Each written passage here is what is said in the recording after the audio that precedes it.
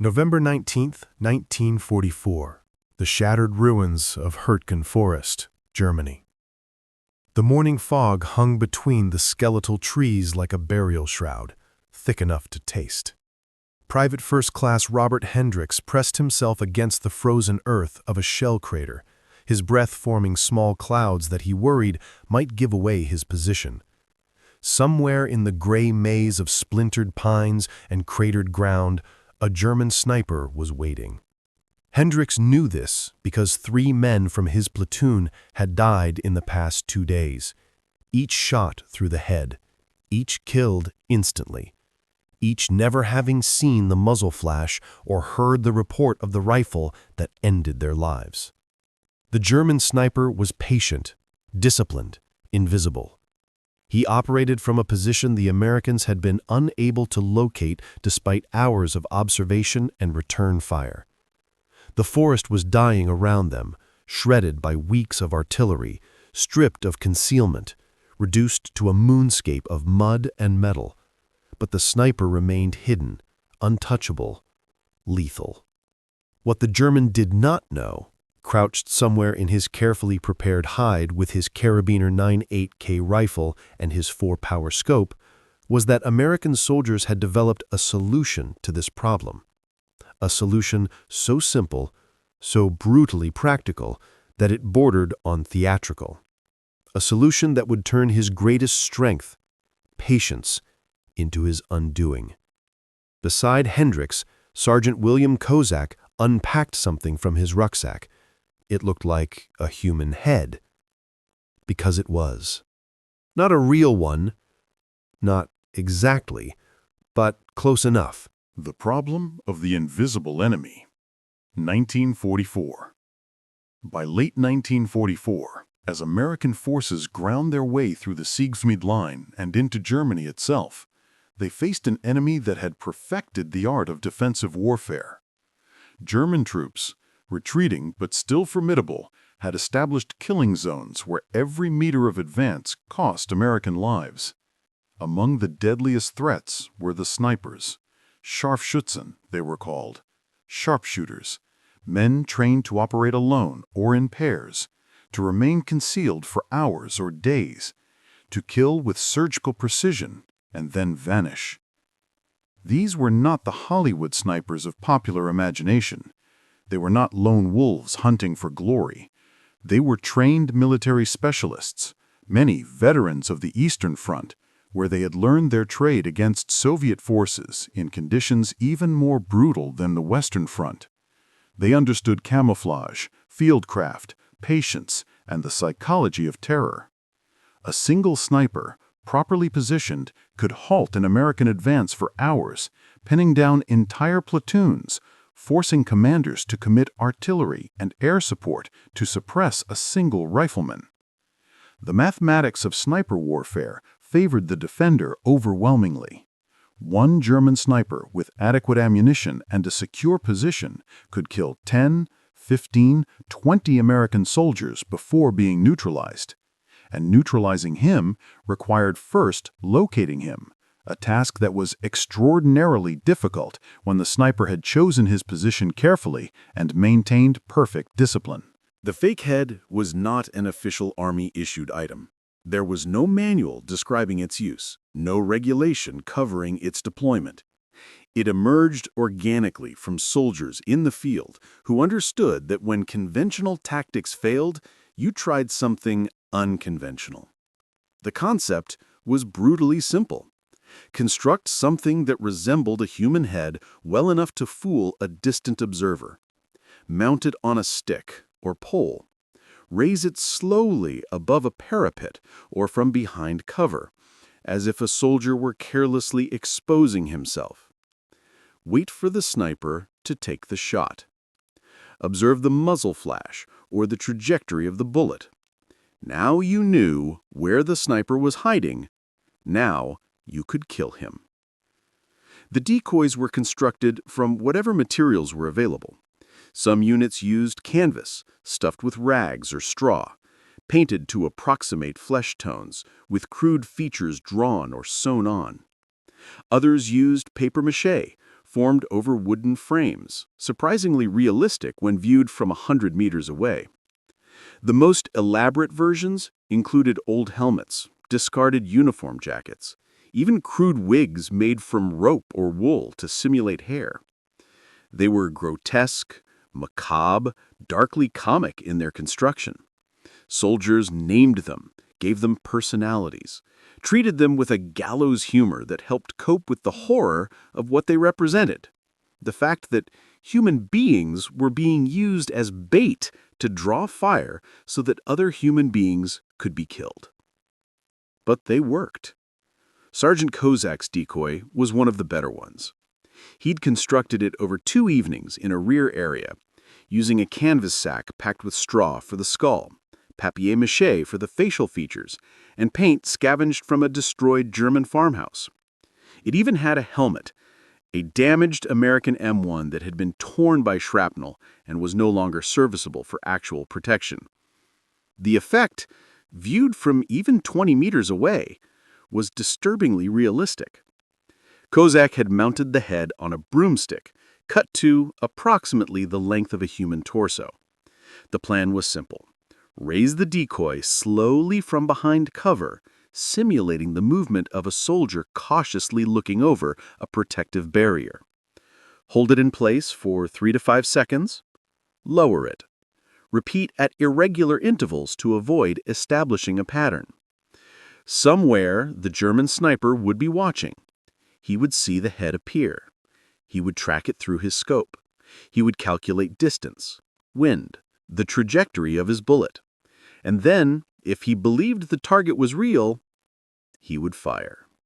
That muzzle flash, lasting perhaps 1/10 of a second, would be enough. American counter-snipers, positioned with their own rifles and scopes, would observe the flash.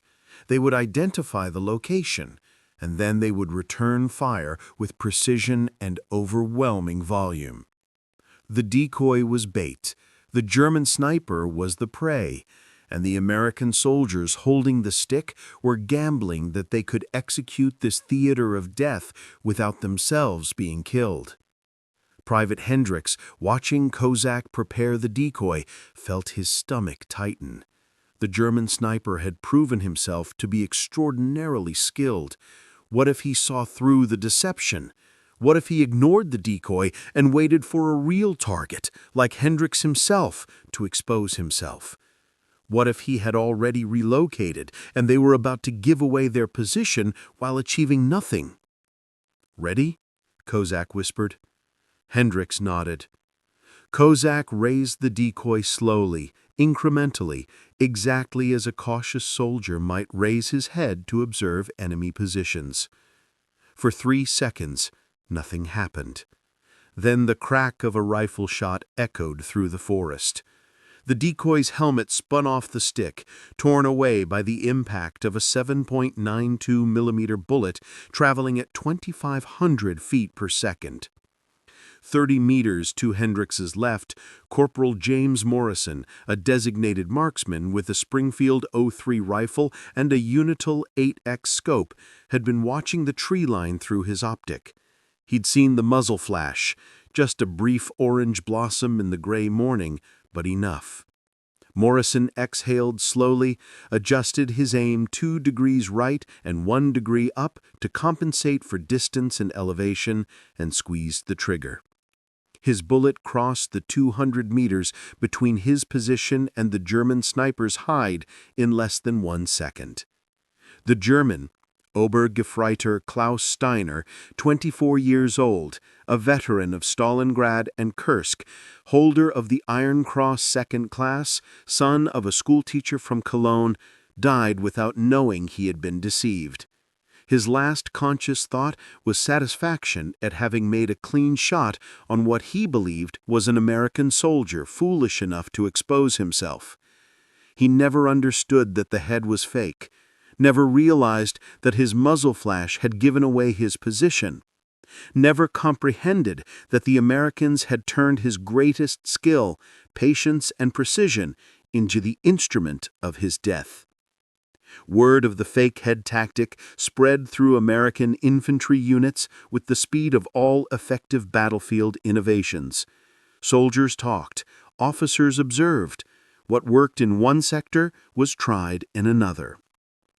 By December 1944, fake heads were being used across the Western Front wherever German snipers posed a threat. Some units developed standardized construction techniques. Some even established small workshops in rear areas where soldiers could construct decoys using templates and instructions. German soldiers eventually learned what the Americans were doing. Captured prisoners, interrogated about American tactics, described the fake heads with a mixture of respect and frustration. One German sniper, captured near Aachen in January 1945, told his interrogators, "The Americans use dummy heads to draw our fire. It is clever. It is also dishonorable. We were trained to engage real targets, not toys. But war is no longer honorable." So, we adapted. We learned to observe for longer periods before shooting. We learned to look for breathing, for movement in the periphery, for signs that the target was real. But this made us slower, more cautious. And in being more cautious, we became less effective.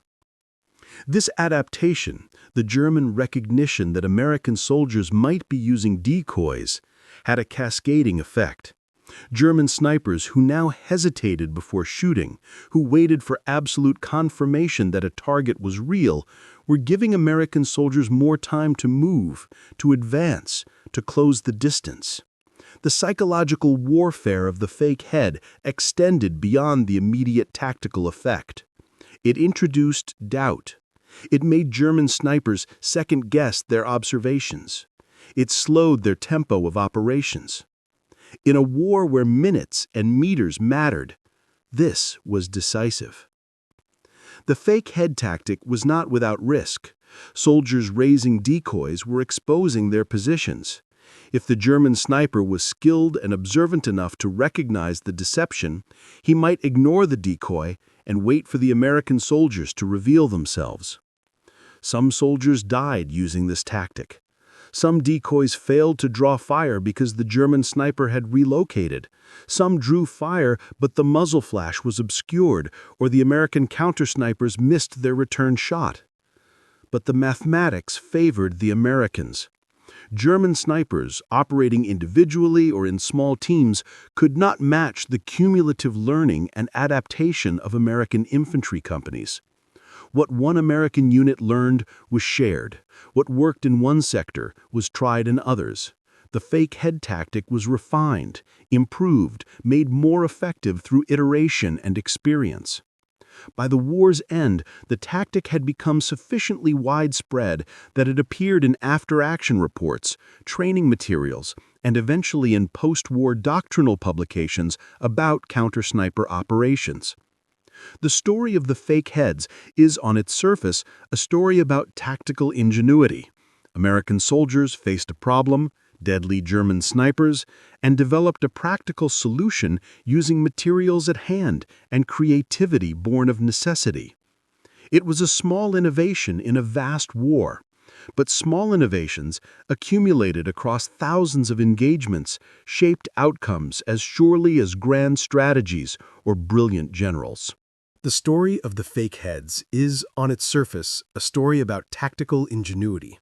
American soldiers faced a problem, deadly German snipers, and developed a practical solution using materials at hand and creativity born of necessity.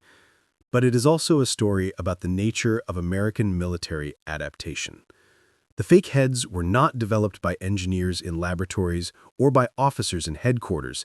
They were developed by soldiers in foxholes who understood that surviving required thinking differently, trying new approaches, accepting that unconventional problems sometimes required unconventional solutions.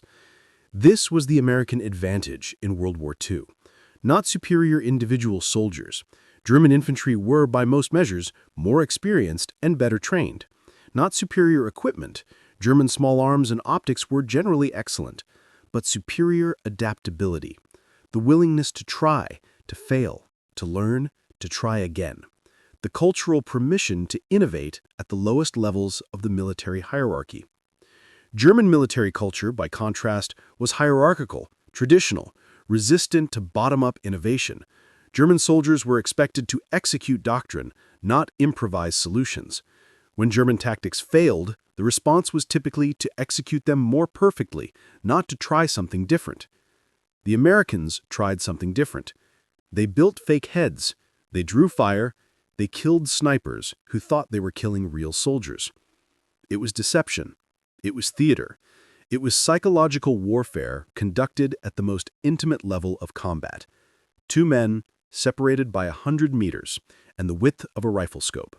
One trying to kill, one trying to survive, both operating at the edge of human ingenuity and human brutality. Klaus Steiner, the German sniper killed in Hürtgen Forest on November 19, 1944, left behind a diary that was recovered from his body by American soldiers. The final entry, dated November 18th, reads, "Tomorrow, I will continue my duty. The Americans advance slowly but with determination. I will wait. I will watch. When they expose themselves, I will fire. This is what I was trained to do. This is what I will do until the war ends or until I am killed. I hope it is the former. I fear it is the latter." He was correct to fear. The next morning, he fired at what he believed was an American soldier. He died seconds later, killed by a counter-sniper who had been waiting for him to reveal his position. He never knew that the target he shot was made of canvas and straw. He never knew that his training, his skill, his patience, all the qualities that made him an effective sniper had been turned against him by an enemy who understood that in war, deception is not dishonorable. It is survival. The fake heads used by American soldiers in World War II were crude, improvised, desperate, but they worked, and in working they saved lives, advanced objectives, and demonstrated a fundamental truth about warfare that transcends tactics and technology. The side that adapts faster, learns quicker, and thinks more creatively will often prevail over the side that is merely more skilled or better equipped. The German snipers of 1944 were skilled, experienced, lethal, but they never knew they were shooting at ghosts, and that ignorance killed them. The use of fake heads raised questions that some soldiers struggled with, even in the midst of war. Was it honorable to deceive an enemy in this way? Was there something fundamentally dishonorable about tricking a German soldier into firing at an inanimate object, then killing him while he believed he had scored a legitimate kill? These questions were debated in letters home, in conversations between soldiers, in the moral calculus that combat forces on all participants in war. Chaplain Henry Morrison, serving with the 99th Infantry Division, addressed this in a sermon delivered to soldiers in February 1945. "Some of you have asked whether it is right to use deception against the enemy, whether trickery is consistent with Christian conduct. I tell you this, war itself is deception. The enemy deceives us with camouflage, with false positions, with feints and demonstrations. We deceive them in return. This is not dishonor. This is the nature of armed conflict between nations. What would be dishonorable is to refuse to use every advantage, every tool, every tactic that might spare the life of your brother in arms. The German sniper who shoots at a dummy head and reveals his position has made a tactical error. We exploit that error. This is war. Honor lies not in refusing to deceive, but in fighting with courage and treating the defeated with mercy." This perspective, that deception in warfare was not merely acceptable but necessary, reflected the American pragmatic approach to combat. The goal was not to fight in a particular way, but to win while minimizing casualties. If fake heads accomplished that goal, they were legitimate tools of war. German soldiers, when confronted with this tactic, often expressed a different view. Many considered it unsportsmanlike, a violation of the implicit rules that governed warfare between professional soldiers. But by 1945, With Germany facing total defeat, these concerns had become largely academic. It is impossible to calculate precisely how many American soldiers survived the war because of the fake head tactic. Military records do not separate casualties prevented by specific counter-sniper techniques from other factors. But we can estimate. If the tactic was used by even a fraction of American infantry units operating in high-threat sniper zones, and if each successful use resulted in the elimination of one German sniper who might otherwise have killed 5 to 10 American soldiers before being neutralized through other means, then the cumulative effect across the entire Western Front from November 1944 through May 1945 could have saved hundreds of lives. Perhaps more importantly, the psychological impact, the degradation of German sniper effectiveness due to increased caution and decreased confidence, may have saved even more lives indirectly. Post-war interviews with German snipers revealed a consistent pattern. By early 1945, many were reluctant to engage targets that appeared too easy, too obvious, too convenient. The fake heads had trained them to distrust their observations, to second-guess their instincts, to hesitate when hesitation could mean losing the opportunity to fire. This hesitation, multiplied across hundreds of German snipers operating across the entire front, represented a significant degradation of German defensive capability. The fake heads were cheap to produce, simple to deploy, and required no special training beyond basic common sense and courage. Yet they achieved effects that expensive equipment and extensive training could not match. This was the essence of American military innovation in World War II. Finding simple, practical solutions to complex tactical problems, then scaling those solutions across the entire force through informal knowledge sharing and organic adaptation. After the war ended, the fake heads largely disappeared. They were not collected as souvenirs. They were not preserved in museums. They were not mentioned in official histories or after-action reports except in passing. They were field expedients, born of necessity, discarded once the necessity passed. A few survived. The National WWII Museum in New Orleans possesses one example, a canvas and straw head donated by a veteran who kept it as a reminder of how he had survived Hürtgen Forest. It sits in a climate-controlled storage facility, cataloged and preserved, a grotesque artifact of a grotesque war. Most others were abandoned in the field as American forces advanced, left behind in foxholes and fighting positions, gradually decomposing into the soil of Germany alongside all the other detritus of combat. Some were found by German civilians in the aftermath of the war, strange, unsettling objects that spoke to the ingenuity and desperation of the soldiers who had fought across their land. One German farmer, interviewed in the 1960s about his experiences during the final months of the war, described finding an American dummy head in a crater near his destroyed barn. "I did not understand what it was at first. Then I realized. The Americans had used this to trick our snipers. I felt a strange respect for them. They were clever. They used what they had. They survived. This is what soldiers do." The story of the fake heads endured in the oral traditions of American infantry units. Veterans told younger soldiers. The tactic was mentioned in training courses. It appeared in manuals on counter-sniper operations. During the Korean War, American soldiers facing Chinese and North Korean snipers sometimes employed similar decoy tactics, though the specific circumstances and terrain often made them less effective than they had been in Europe. In Vietnam, the tactic was occasionally attempted, but with limited success. The nature of jungle warfare and the doctrine of enemy snipers made traditional decoy techniques less applicable. But the principle remained. When facing an invisible enemy, you find ways to make him visible. You adapt. You innovate. You use whatever works. This was the deeper lesson of the fake heads. Not that deception was effective, that was obvious, but that soldiers empowered to solve their own problems, to experiment, to share knowledge informally across units, could develop solutions that no centralized planning staff would ever conceive of. The fake heads were never officially sanctioned. They were never part of Army doctrine. They were never issued by supply sergeants or distributed through official channels. They were simply what soldiers did when soldiers needed to survive. And in that survival, in that improvisation, in that refusal to accept that the only solutions were the official solutions, lay the true strength of the American military in World War II. Klaus Steiner died believing he had killed an American soldier.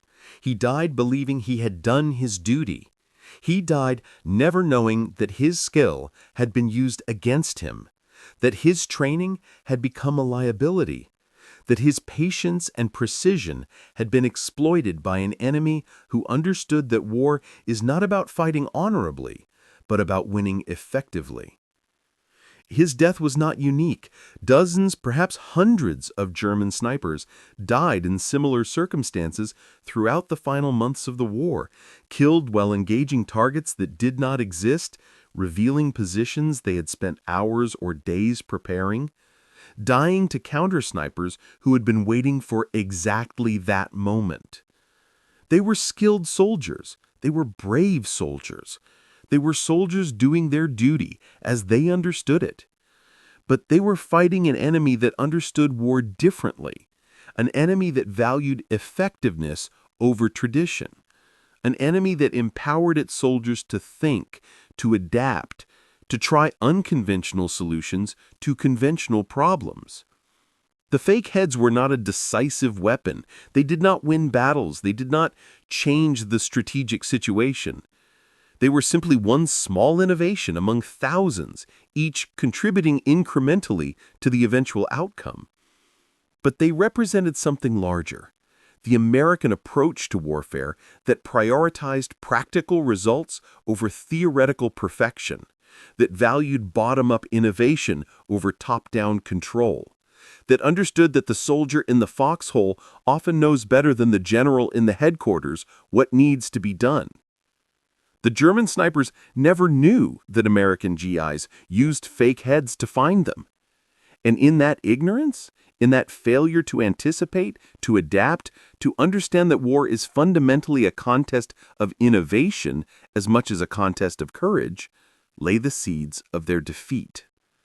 The fake heads were crude, improvised, desperate, but they worked. And in war, that is all that matters.